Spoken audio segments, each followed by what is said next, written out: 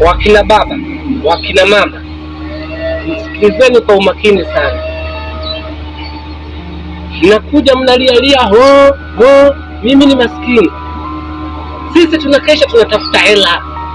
Wanaume hatulali, wanawake hatulali. Tafuta hela, eti mimi maskini, ombaomba. Wewe nakataa. Hii nchi sio maskini, ni uzembe wa kufanya kazi. Nchi yetu sio maskini. Umaskini mnauleta wenyewe. Chapeni kazi. Wanawake mmepewa fursa na Mama Samia, mnapewa mikopo. Kwa nini usichape kazi? Anzisha biashara, jiunge na makundi ya mikopo, anzisha biashara.